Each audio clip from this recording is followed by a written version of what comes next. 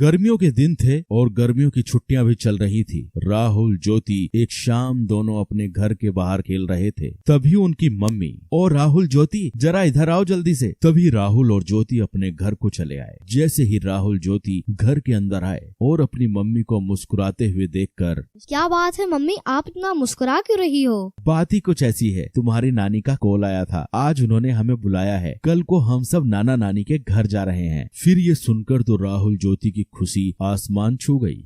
चलो पैकिंग शुरू कर देते हैं, नाना नानी के गांव चलते हैं और एंजॉय करते हैं।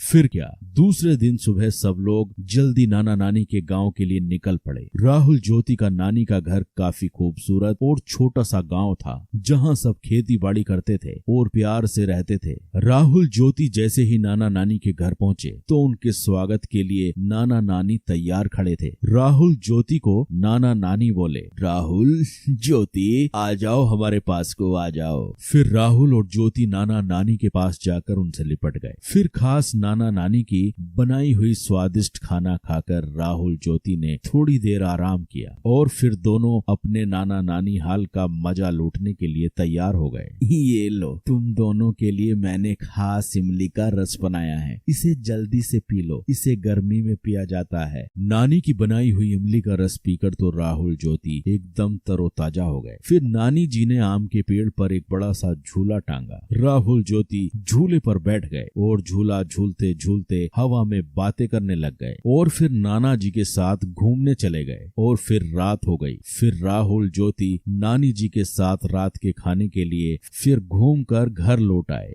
नानी जी, मैं आपके हाथों से खाऊंगा। नानी मुझे भी खिलाओ ना। ये सुनकर नानी जी हंसने लगी। ठीक है, मैं तुम दोनों को अपने हाथों से खिलाती हूँ। फिर क्या, राहुल ज्योति ने नानी के हाथ से पेट भरकर खाना खाया और खाना खाने के बाद सब लोग सोने की तैयारी करने लगे और फिर राहुल ज्योति को गर्मी महसूस होने लगी। नानी जी, घर के अंदर कितनी गर्मी महसूस हो रही है, पंखा भी गर्म हवा फेंक रहा है, आपके घर में एसी भी नहीं है। हमें तो एसी की आदत है, अब तो हमें रात भर नींद नहीं आएगी। यह सुनकर नाना नानी के साथ सब लोग हंसने लगे। यह देखकर राहुल और ज्योति ज्यादा कंफ्यूज हो गए।